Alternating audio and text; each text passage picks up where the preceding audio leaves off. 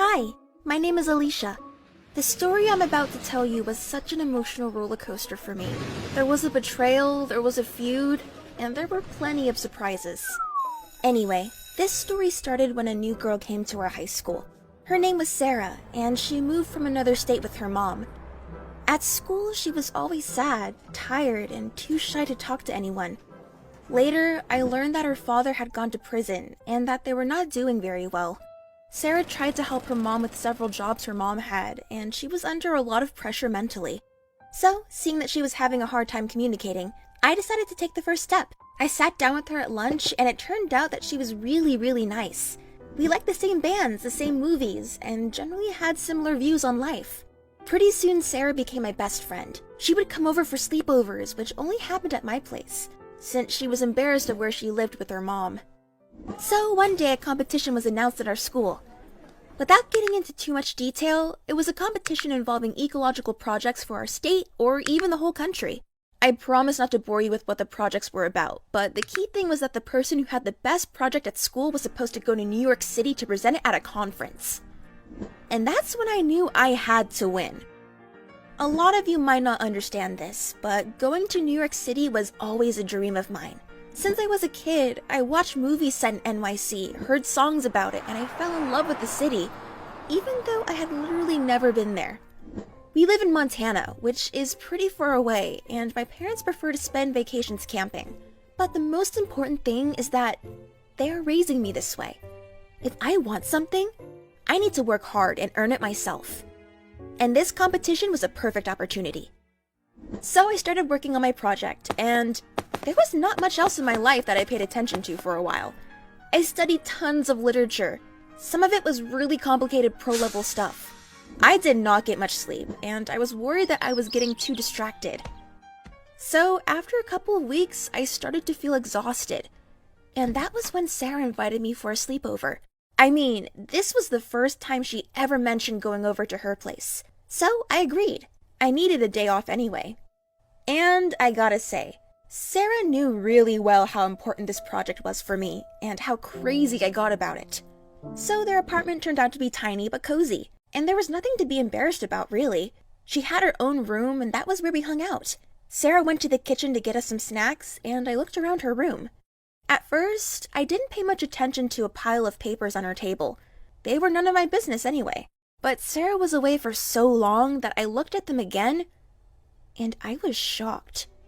It was so obvious that she was working on a project for the same contest. When Sarah came back, she realized I had seen the papers and tried to explain. I did not want to listen. I just stood up and left. As I was walking all the way back home, I was furious. I was not mad at her for taking part in the contest. Of course not. I am all for fair competition. I was mad because she didn't tell me. That was shady. I mean, I told her every single detail about my project. She could easily be stealing my ideas. I am a bit embarrassed to say this right now, but at the moment, for me, this meant war. My project was almost ready, but I started improving it literally night and day. Sarah tried to talk to me several times, but I just ignored her. And the worst part was that when I looked at Sarah's papers that night, I saw a pretty good point that I could use in my own work. I hesitated. I knew I was wrong, but the stakes were too high, and I was getting a little crazy. Long story short, the contest week was close. There was a whole panel of 15 people that were tasked with rating the projects.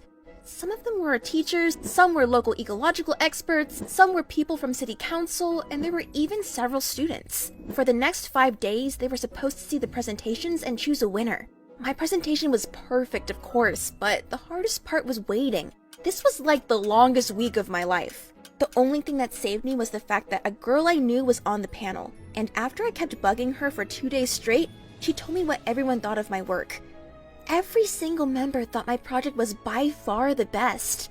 I was overwhelmed. I was hyper-focused on getting that prize at the ceremony, and then I could start packing my stuff for New York City.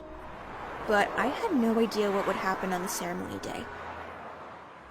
So I got all dressed up, ready for my moment of glory. But just before the ceremony, one of my classmates came up to me and asked if I had seen Sarah. I said I had not, and that was when I heard the story. I have already told you that her father was in jail, and the truth was that he was serving time on Rikers Island, which is a prison, you're right, in New York City. And that was why she was doing the project in the first place. She has not seen her dad for 2 years already, and she and her mom could not afford to go see him.